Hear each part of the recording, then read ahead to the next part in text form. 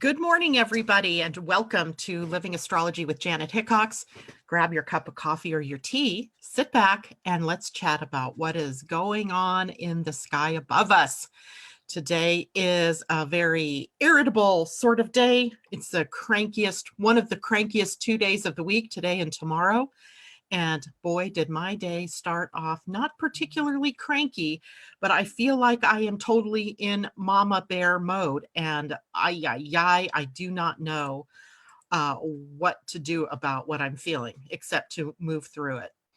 And so I'm going to get on my soapbox here for a minute because I am fuming. My daughter yesterday discovered that she had been working closely with someone who had tested positive for coronavirus, and that his test took about a week to come back. And while he had gone between the time he got tested and yesterday, when they found out it was positive, he had been working right next to her, with her, side by side.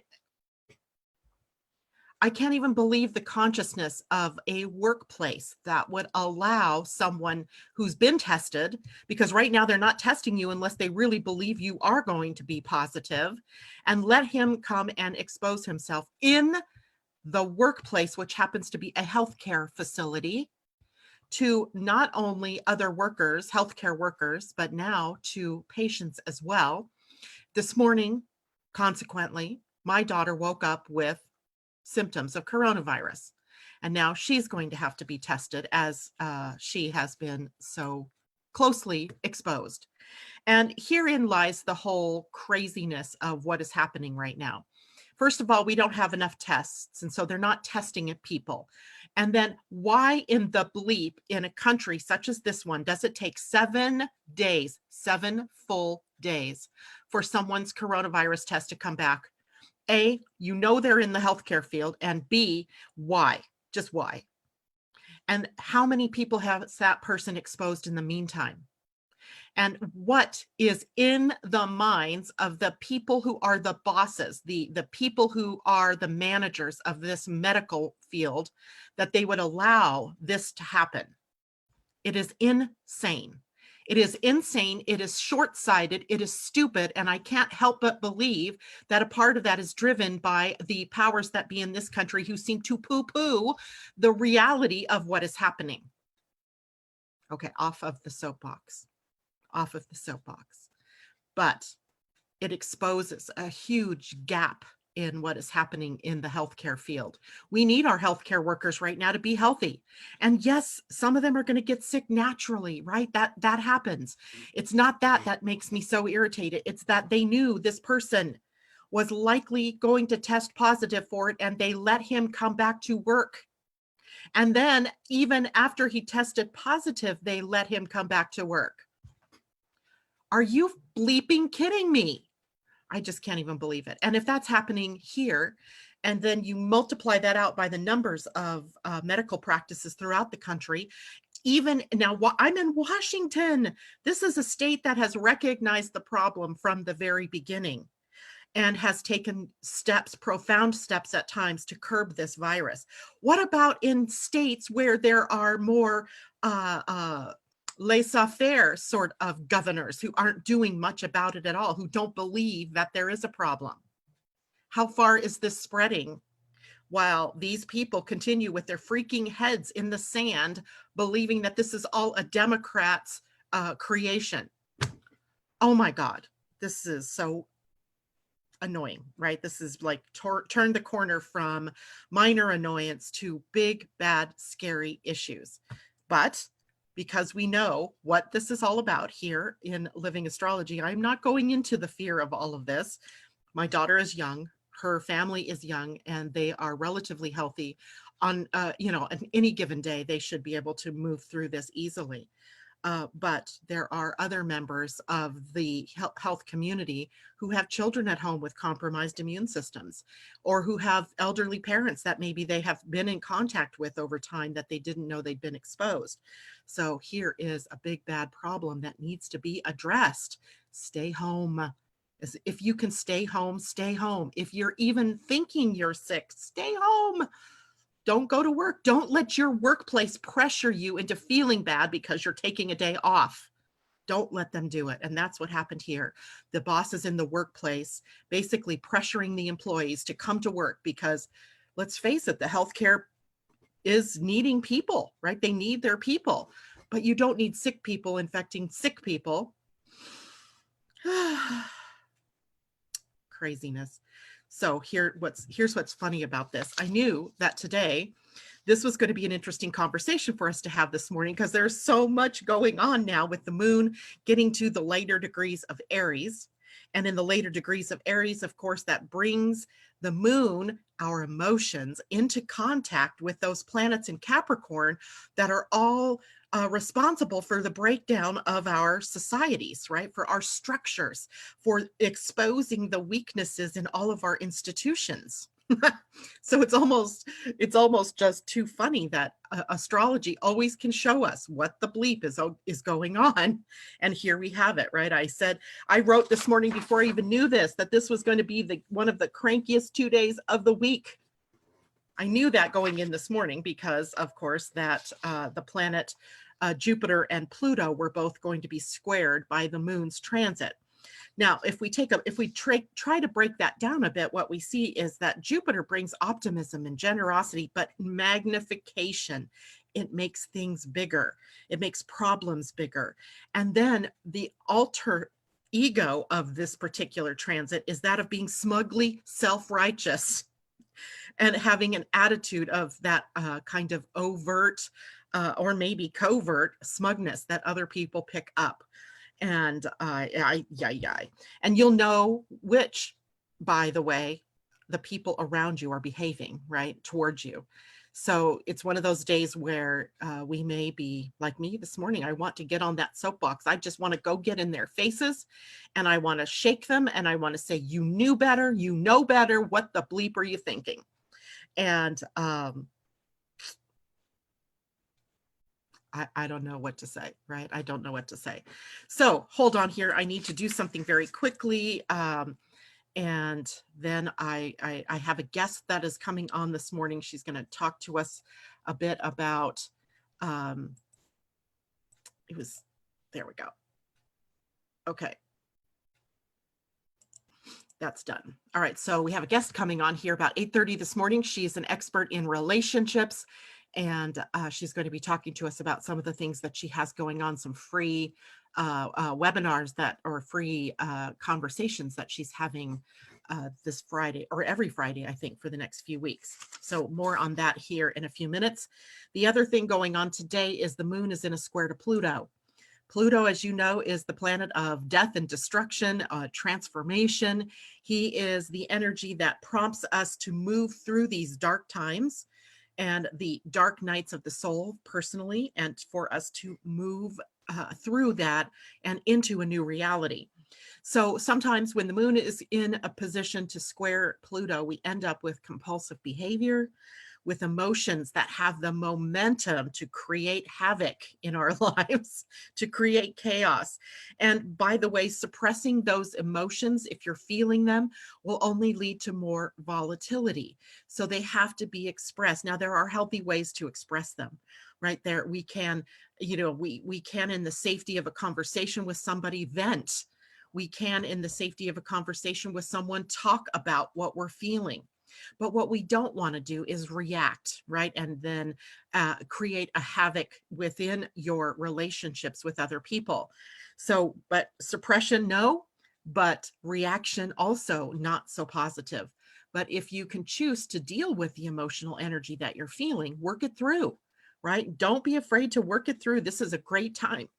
Today's a great, excuse me, for self-analysis, right? For going within, for digging deep into your subconscious patterns, for digging deep into the causes, the root causes of your problems or your fears or your insecurities. Now, this is not necessarily work that is for the faint of heart. This is requiring openness on your part, a forgiveness on your part, a compassion on your part for yourself and for anyone else that is involved in that process for you. And by the way, this isn't where you just go up to someone who you've had a problem with and you just start that process with them. No, right? That doesn't work. This is your issue, right? So you have to deal with your own process in this. So if another person happens to be a part of that process and they're game to work with this, then that's a different story. But that begins with an invitation, right? We talked about invitations yesterday to share your constructive criticisms or to share your opinions. So this isn't a day where you just grab that spouse that's been irritating you or that friend that's been irritating you and tell them all of your deepest, darkest angers and angsts and insecurities about it. You have to do that with someone by agreement. On the other hand, you do that work with yourself, either through journaling or through meditation or through exercise or some other way where you can work this through. There's a lot of power in our being able to work through all of this today. But that's also why this makes this day and tomorrow kind of a cranky day, right? Who really wants to get into those emotions, right? But if we do, then we come out so much cleaner. There's a purifying effect going on right now over these 2 days that will allow us to, release some more of the things that are no longer serving us, but also to engender new ways of being with ourselves. Emotional power struggles, I would also expect that to pop up somewhere today. And those struggles may be grounded in manipulation and guilt and jealousy and all of those very powerful, yet underbelly sides of energies, right? The more negative energies. But we also have the opportunity here to recognize when that's happening and withdraw our energy from the power struggle. We don't have to have the power struggle. It just happens to be what's favored energetically. But as soon as you recognize that you might be headed into a power struggle, it's a great time to go, wow, okay, let me draw this back in toward myself. Let me clean up my own backyard, so to speak, or my own front yard here, and then move through this, right, with an invitation to come out purified, clean, released, happier, more joyful, right? Now, just for fun and grins, we also have the moon coming into a conjunction today with the planet Eris, the goddess of discord. So discord is amplified, right? And the emotional response to that discord is amplified. And that amplifies the rhetoric, that amplifies the people, the reaction from people, that amplifies our self-sabotaging natures. And it also amplifies the separatist, racist, bigotry type energies that are out there. Because remember, this is a goddess who was not included in something, and she reacted with anger and spite to the people and revenge to the people who did not include her. So this is a cautionary tale for us right now to remember that even if, like my anger, my tirade this morning about the healthcare industry and what's happening, is to understand that most times people are doing their best, right? They're doing the best they can with what they've got in the situation that they find themselves in. We may not like it. It may not be right. It may be unconscionable, but mostly people are out there doing their best. So it isn't appropriate to start labeling people or to label a race like the Chinese as culpable for creating this virus, right? There's a lot of that kind of madness and psychosis that's going on. And we all kind of get drawn into it through the news, through all of the different things that are happening that appear to be scary out there. So Eris, the goddess of discord, meeting up with the moon, ruling our emotions. There may be a lot of emotional overreactions, a lot of emotional reactions out there today, but we know better. We know how to respond and not react. Even though I vented earlier. Venting is not, by the way, well, never mind. Anyway, also today, there's Sadie. Good morning, Sadie. She likes to get on my bed. So today also we are dealing with a sun in a conjunction to Chiron. Now we've spoken about this about the last couple of days because in the new moon, the sun and Chiron were already very close together. And here we have the life lessons that are coming up to the surface, right? The life lessons. Some of you may be close to 50 years old and your life lessons are coming to a head with the Chiron return. Some of you are much younger and this isn't a part of your particular Chiron, but because you're part of the collective, you are also learning about what your insecurities are, what are your fears. It's like they're right up in our faces right now as we move through our lives. And the sun and meeting with Chiron also adds healing and the healing potential to those insecurities and to those fears that we're experiencing, should we choose to address them. Right? If you choose not to, well, that's your prerogative, right? That is your free will. But then you're just sort of elongating the time in which in your life that these lessons are going to keep reappearing, right? And coming back at you, right? What we resist persists. So don't make it something that you keep wanting to push away or not look at. Embrace it, right? And then facing these very fears and these very insecurities lead us to healing and lead us to that energy of interdependence, which is what we're also looking for with the sun, or excuse me, with Chiron in Aries over the course of the next 6 years. And on one end, remember, we have independence, right? That is the far side of to one side, and the other side is codependence. But what we're really aiming for isn't all of us being independent, but it's and there's nothing wrong with being independent. We certainly don't want to be codependent, but ideally there's nothing wrong with either end, except it's a little more extreme expression.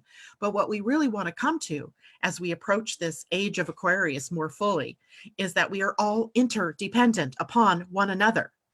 Right? We see that clearly right now. When a healthcare worker gets sick and stays at work, infecting not only other employees, but other patients, and then the power structure allowing for that to happen, what we see then is the fault of not recognizing how interdependent all of the pieces are on that chessboard and the ramifications as it boils out. Because one of the things that we're now going to be learning about, remember yesterday we talked about the nodes shifting out of the south node of the love of self, where we are self-obsessed and overly individuated, to the gate 15, which is the gate of the love of humanity, which is where we are more concerned about how we are all working together. How are we all together in this little blue planet called Earth?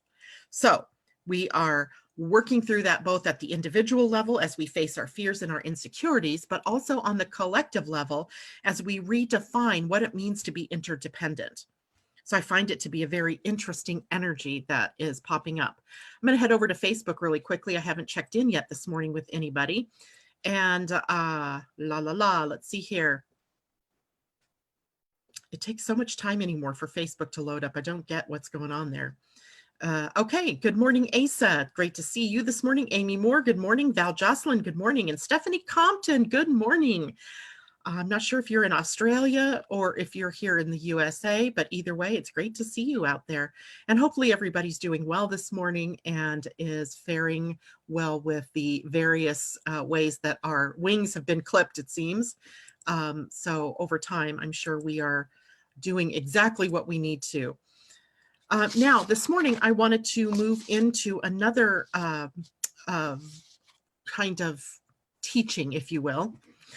We've talked a lot about the Pleiadian-Earth energy. Every day I bring that to you because I'm really fascinated by it. But there is also an emphasis in the Pleiadian-Earth energy, in the calendar and in the astrology, on the planet Venus. Well, it just so happens if you have the calendar, let me see if I can get my calendar out and show you. If you have the Pleiadian-Earth energy calendar, by the way, for those of you who are new to the show and haven't seen us talk about this, hi, Rebecca, I'll bring you in here in just a minute. What we see here is the Pleiadian-Earth energy calendar. And if you go to the month of March, you will see that today there is a yellow star right here up in the upper corner. If you look down at the bottom here, it will tell you that it is a new Venus cycle that we're into, right? A new Venus cycle, and the Venus cycle's name is, or the phase is Wholeness. And in that particular phase, of Venus, there is a time here for us to prepare for the coming retrograde cycle. So, Venus turns retrograde not until May, but she's actually moving through the retrograde cycle starting in April. And here is that harbinger of what's to come. She spends 50 days complete in this particular phase. She is at her highest and her brightest in the night sky. So when you go outside at night and you're like, I wonder what that bright star is. For me, it's over in the southwest. It is the planet Venus, right? And at this point, she is in that brightest of her evening star phase. She is the furthest from the sun as seen from the earth. And that's why she appears so bright, right? She's not being dimmed. Her light isn't being dimmed by the glare of the sun. So what we see here on Earth is her in her full regalia, bright as can be, beautiful. And this is where she begins to slow down to prepare for her retrograde phase. Now, all of us were born in a specific Venus phase. I happened to be born when Venus was the morning star. She was very early she had reached her maximum elongation from the sun in the morning star phase when I was born. And that has a specific meaning to me as my birth phase. Now, if you were born with this as your birth phase, then this is very important for you because this is mimicking what was going on when you were born. But there are also collective themes that come up with Venus in this particular phase. And I went as far as looking up what they were in the human design, what the gates were that Venus was in, and looking at what then the energy of the collective would look like over this next 50 days. And by the way, part of this is coming from Adam Gainsburg's book, say that 10 times fast, called The Light of Venus. Embracing Your Deepest Feminine, Empowering Our Shared Future. This is an awesome book. Now, I know a lot of this particular book is a little bit deeper than maybe some of the other books that I recommend people to read, but if you take it slow and you ask questions of yourself or reach out and ask your favorite astrologer questions, you might be able to understand this quite nicely. And what he goes on to share in this book is that in this particular phase, that we are crystallizing our collective energy around the feminine. So we know that we have been in a phase where all of these goddess energies are rising and coming to a point of balance. That's where we're reaching for, is the point of balance with the divine masculine. But here's where we're really crystallizing our collective ideas around the feminine energy.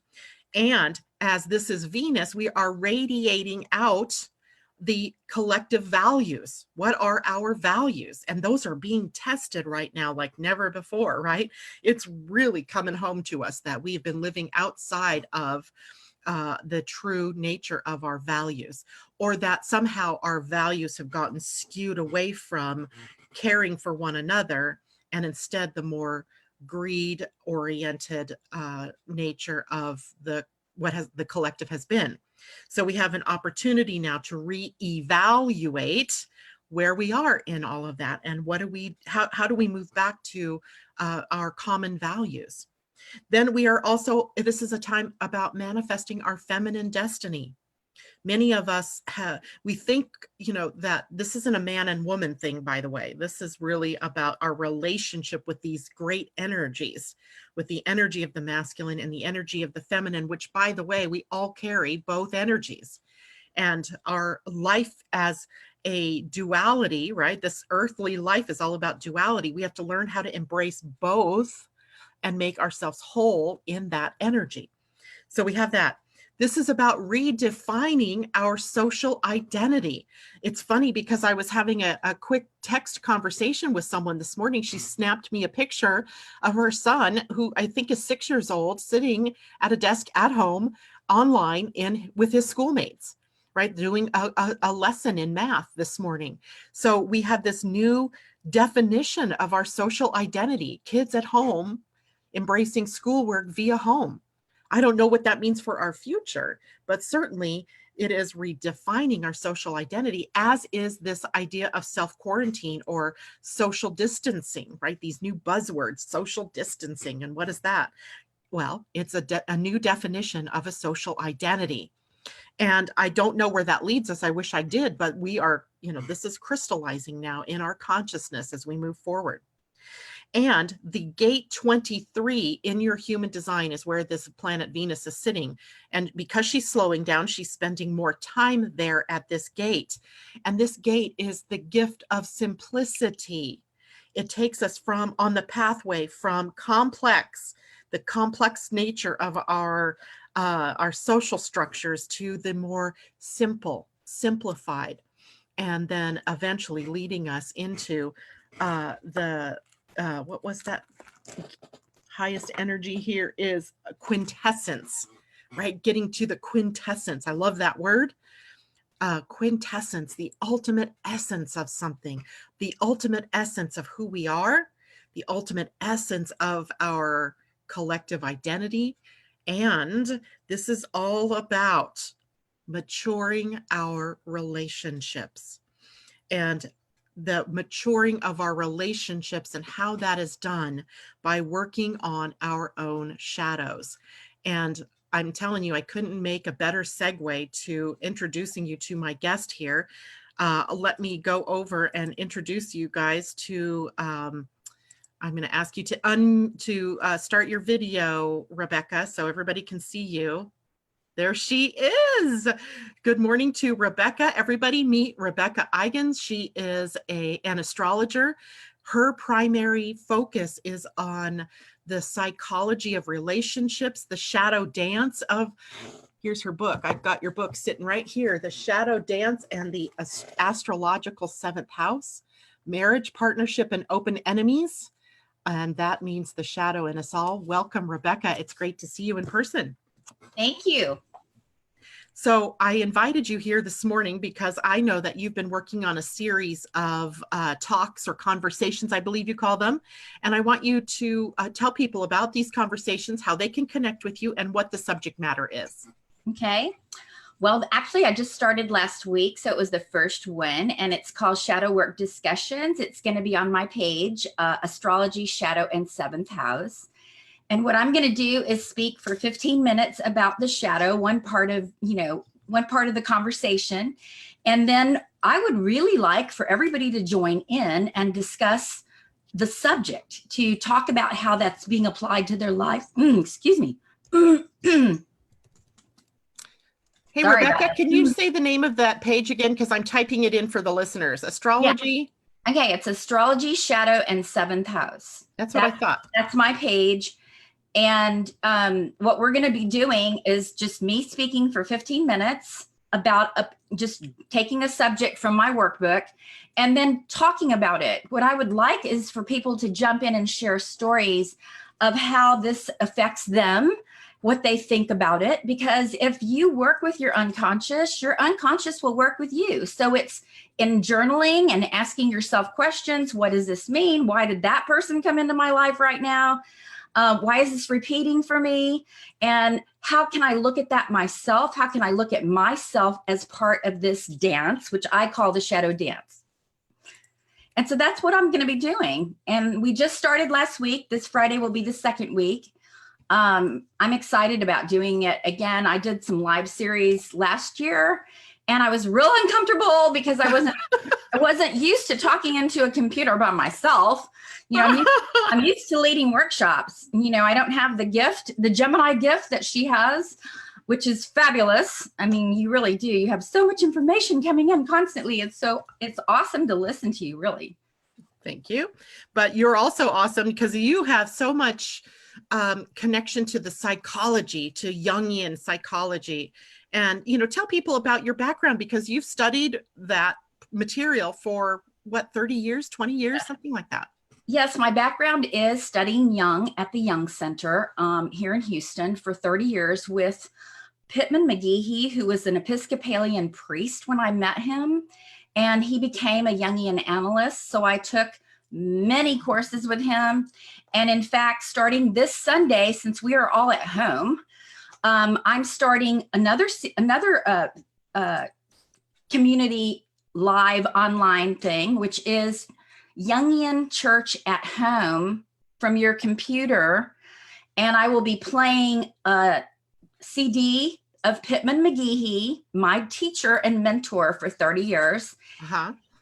30 minutes of him speaking, and these talks that I was given. The Young Center gave me 100 CDs of his talks. And so I'm going to share them with everyone all over the world. Anybody can join and listen to him for 30 minutes. And then I've left an hour and a half for us to talk about what he said. How can we apply that to our lives? Because he is brilliant and he's so funny.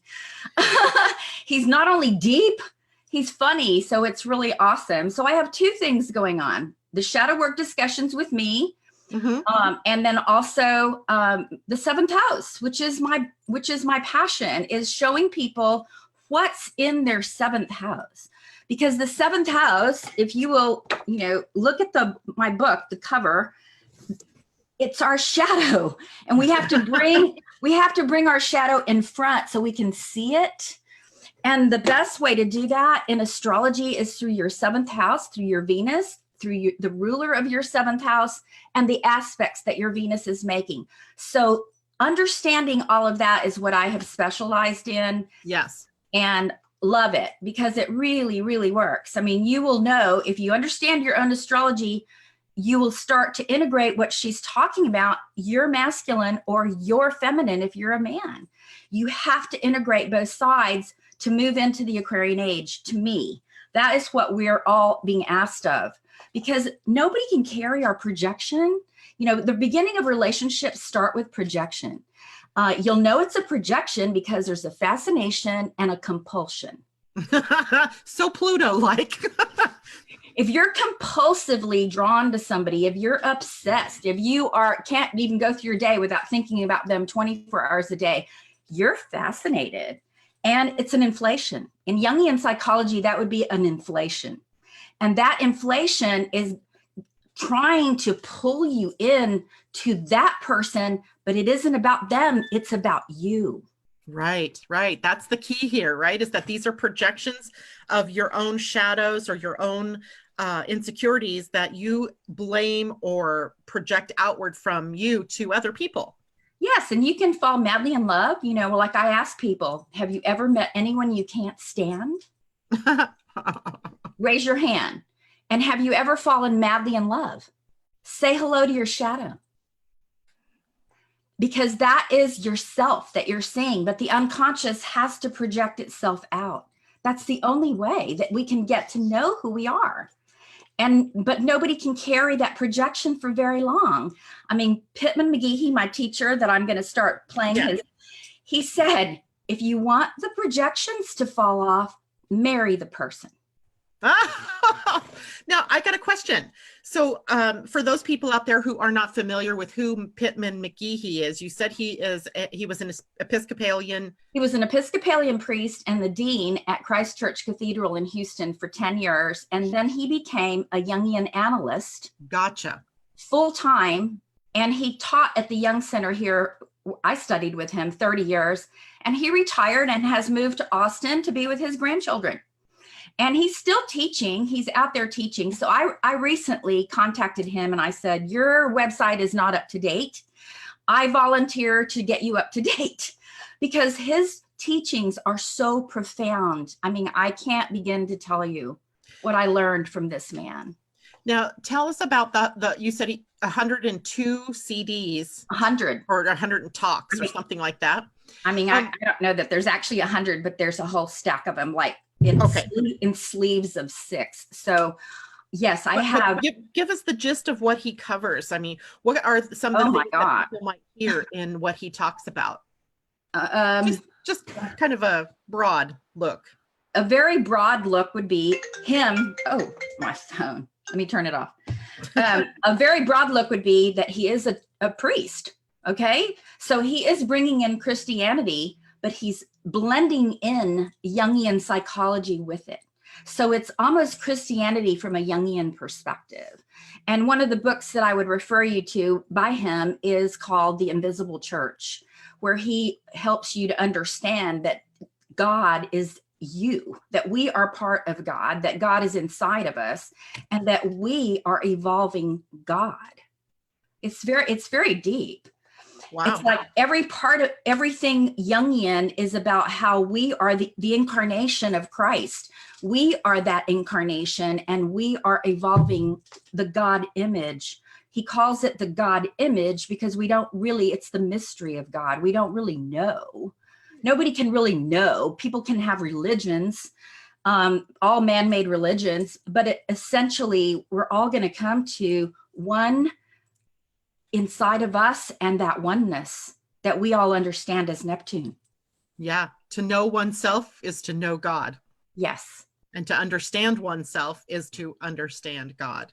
But what I loved about him was he was a master storyteller. So he would tell a story about his own personal life, and then he'd weave in Christianity or Jungian psychology, but again, Christianity from a mystical perspective, which is an experiential perspective. I think of a mystic as somebody who is experiencing these things, not somebody who believes something.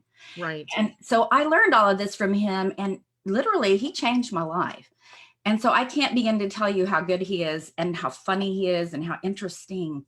You walk away like, wow, what did he say? And you start thinking about it. So I'm going to record all of these, and then you can always go back. And I did a website for him. It's Pittman McGehee, MCGEHEE.com, and created a podcast. So I've started listening to these CDs and then adding them onto the podcast as well. So for a flavor of it, go to his website, listen to the very first one that I heard, which was Releasing Shadow Figures. That was the very first one that I heard. And that is what brought me in to meet him. And I asked his birthday. And just from the stories that I was listening to, because I was listening to cassettes, a friend of mine had been giving me cassettes about him that I would listen to. And just from listening to his cassettes, I guessed his birth time, and I was off by 15 minutes. Wow. What is he? What sign? He's a 12th house Virgo. Oh, wow. Wow. I don't think I would have guessed that, but then I haven't listened to him. But you'd have to hear all his stories. And then you would, like I heard like 5 or 6. And just from that, I knew he couldn't, I actually thought it was Scorpio rising, but it wasn't. It was Libra rising, but it was pretty interesting. I knew he was a 12th houser. As am I.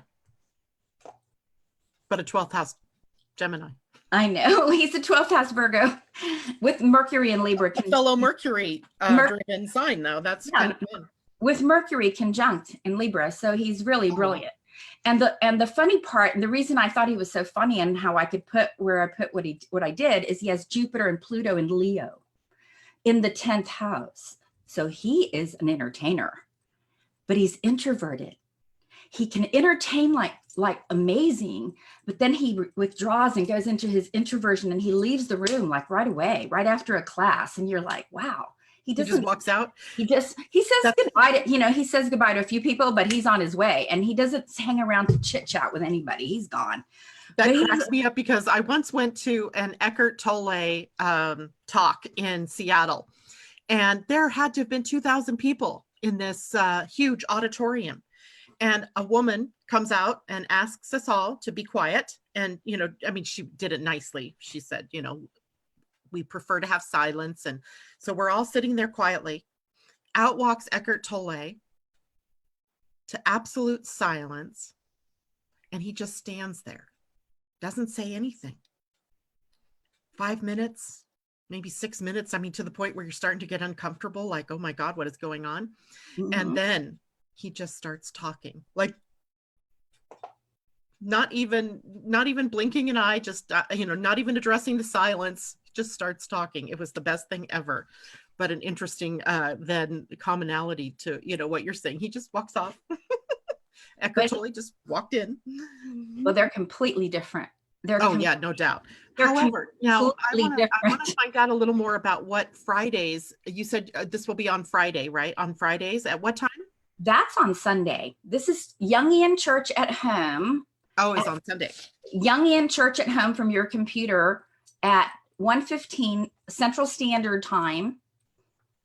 And that is from 1:15 to 3:15. And then my my group discussions will be about the shadow, and my discussions are on Fridays at 12 noon Central Standard Time for 45 minutes discussion, 15 minutes me speaking. I'm only going to speak for 15 minutes, and then I would like people to start coming and asking me questions, and go watch the video on my homepage, shadowdance.com. Does that bring up anything for you? Bring your stories.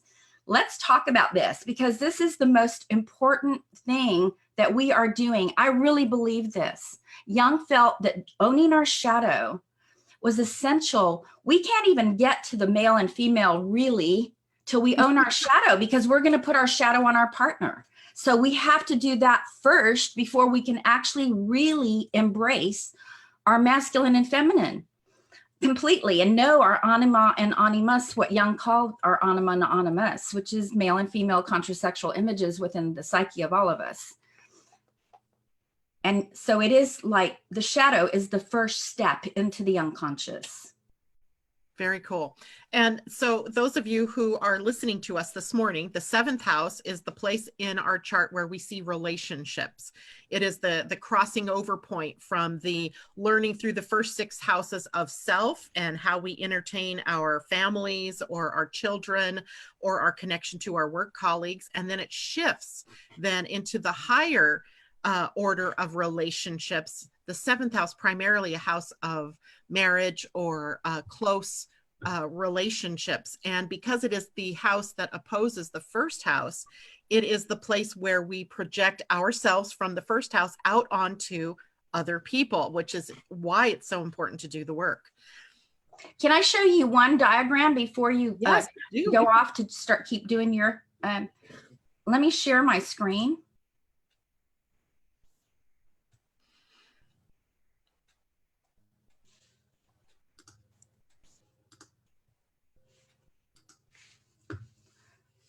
All right, so here's your chart. This is the first house is 180 degrees opposite the 7th house. So our first house is our persona, it's our mask, it's our self-image, even our physical body and appearance, how we dress. But the 7th house is the marriage house, our partners, whether it's business partners or any kind of partner, projections upon others, and notice in the middle there, open enemies. Mm-hmm. The ancients called the 7th house our house of open enemies because our partner has to become our enemy when we refuse to integrate that 7th house energy. So it is so important to shadow work. We can't even become a good partner without it. So I'll stop share, but please join me. I want you to say that again. I want you to say that part about the open enemies and how your partner becomes. Your partner has to become your enemy out in the open. You have to see that outside before you can integrate it. You have to project it. It's never, oh, we fall madly in love and it's going to be happily ever after. No, it is actually a process. What he called individuation, what Carl Jung called individuation. Our partners are the mirrors. We can't become ourselves without that person. And so what Pittman says is, I alone must become myself, but I cannot become myself alone. But in order for that partner to not be our open enemy, we have to integrate that. We have to learn how to share that in an equal and harmonious way with another person. But the very first part of it, like I said, is owning your shadow. So my workshop, I'm working on a webinar, but my book is a workshop in itself. It's actually a workbook. I mean, there's, it is actually a workbook. You have places to write, and you have places to write, and there's questions and processes at the end of the first 2 chapters for you to go through. I would like to create, and I'm working on it through the suggestion of my friend here on Teachable, an interactive webinar to teach my workbook and have it live where people can come to that and take that workshop and do it as an individual.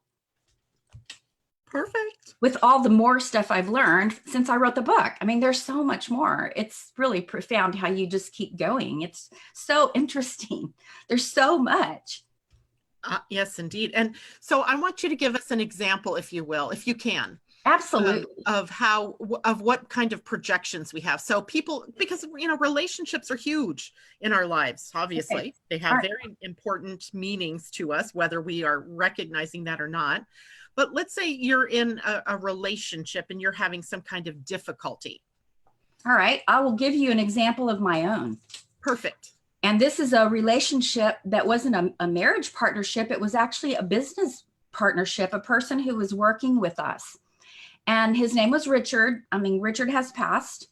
So, but Richard left Houston when we all got into computers in the 80s and had to start doing graphic design. I am a graphic designer and web designer. So as we were doing all this stuff on computer, he took off to Florida to go live on the beach. Well, he couldn't make any money there. So he came back to Houston, but now we were all up to speed and he wasn't. So I had 3 computers and I had a good graphic design business going. And he was a good friend. We'd known each other since we were in our 20s. And so this was around 40, 45 when I'd been learning all this from Pittman. And he was working with us on a regular basis. And I would give him an assignment and I would, because he was a really good illustrator. And I gave him books on Adobe Photoshop and Illustrator and, InDesign. And I had how-to books and I had computers. So I said, I'll answer your questions. Teach yourself. Here's the how-to books. Teach yourself. And he did. He did really well. And after about a year, I started giving him projects to do. We started working together and I would give him work to do and he would do it wrong. And I'd be in a hurry. I'm a real business person and I'd be in a hurry and I would fix it. I would fix whatever and I would go on. But it got bigger and bigger and bigger and bigger. And I was getting more and more and more irritated with him because I would explain it. I would say, Richard, will you please write this down? Here's what I need you to do. And he would do it wrong. I was livid. So I got to this place where one day he walked in and I said, I don't want to work with you anymore. I don't want to work with you anymore. I've tried to explain what I need you to do. I've, demonstrated and, I pulled Trish in there. She was my business partner. And I said, see, he's done it wrong again. And I just can't keep doing this. And I ask him to redo it sometimes, but a lot of the times I do it myself, So that was my own fault, but at any rate, he left that day. He felt really bad. And I felt really bad too, because we've been friends since we were in our 20s. I loved him. But I was tired of it. You know how we get indignant and we justify what we're angry about. It's their fault. And It's not our fault. Look, it's clear. He's the one doing it wrong, right? I'm explaining. So I justified my behavior. Well, the next day, one of my Macs was having trouble coming up.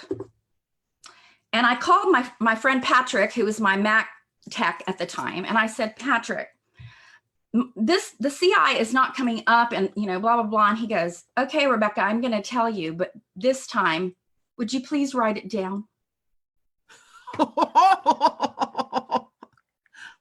That happened the next day. I had goosebumps all over me. And I went, oh my God, you're perfect. And he's not. I called him and I said, Richard, would you please come over? I think we need to handle this in a different way. I'm sorry for what happened yesterday. And I want to sit down and talk about it. And he said, yes. And he came over and I said, I have been projecting my chaotic imperfection, not following directions, all those things that I kept seeing in you. I do those too, but I could only see it in you because it was in me.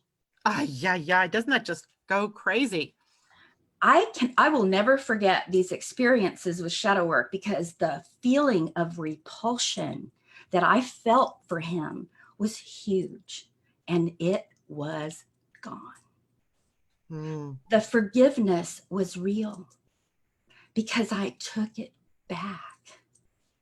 That is why you have to do this work. It's hard. This is not easy, But the universe was conspiring with me. Okay, you're going to teach this class? Really? Then you're going to learn it. And we're going to put things in your face until you do. It's the walk your talk, right? Yes. So that's good one. story. That's just one. I have a lot of them in my book. Yes. Of my own, but I also recorded my talks. I taught for 20 years. So I would record every class I would teach. And my son was in his 20s. One day he was outside on the deck with his friends and he said, Mom, I'm trying to explain the shadow to them, but would you please come out here because you do it so much better than I do. And I wish you would write a book. And these were 25-year-olds experiencing repeating patterns in relationships. They had started at 25, recognizing something is repeating here. If it's repeating, it's about you. End of story. And so how do you do that? How do you work with that and take that back? You're repulsed by that. You know, you can be in a position of seeing something in somebody else and saying, I am not like that. Well, you are. Now, what happens if, this is just, and this may be another conversation for another day, but what happens if your partner is the one that is projecting onto you? And, you know, then that causes you pain and you anguish, and then you start projecting back onto them, and it becomes this giant ball of monsterhood. How would you deal with that? How would you even begin to deal with that? It is a revolving door. When I was married, that's exactly what we were doing.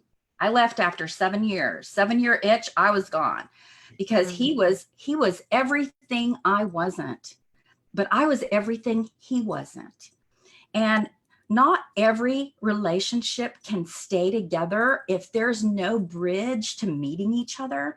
If there's no bridge to meeting each other and they will not communicate with you, if you cannot communicate on this deep of a level, are you really in a relationship, or is it a convenience? I mean, I talk about that in my book. Is it a convenient situation, or is it somebody who's helping you grow? Because a person who is willing to grow with you is going to meet you halfway. They're going to come towards you the other half of the way. And that's the only answer, is to communicate. This is the 7th house is an air house. We have to communicate with our partners. And I had a business partner, Trish, who would not communicate. And I tell the story in my book, but I sat her down. I sat her down at the table and I said, I love you. And I know you're angry with me. Will you please start writing it down when you're mad? Because I can feel it.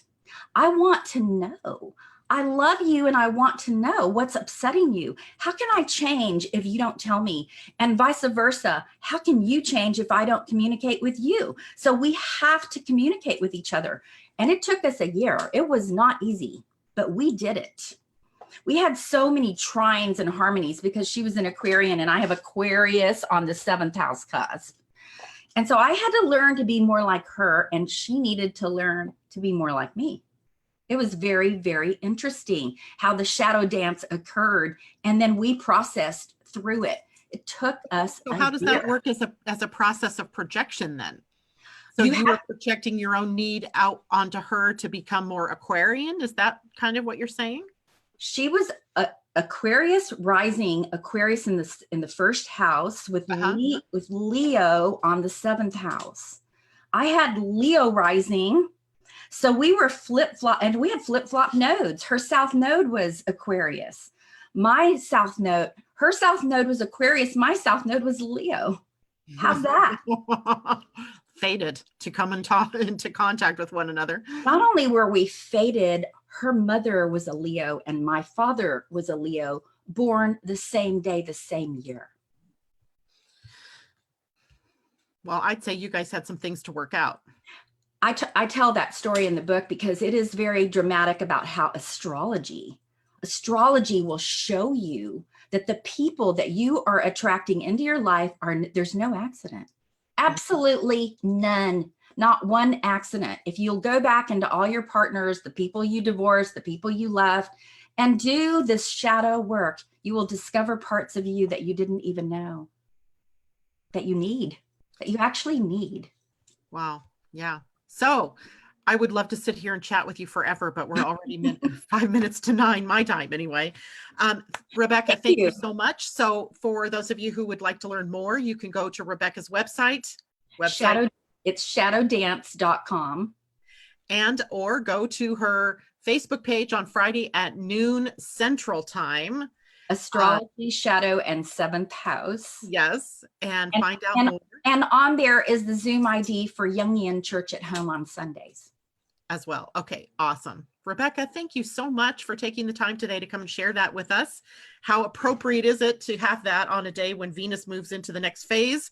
And she is all about these relationships and maturing. This is stuff I can't make up timing wise. You and I talked about this on Monday. I hadn't even gone in yet and looked at what was going on with Venus. And there were the words, maturing our relationships by working on our own shadows. I went, wow.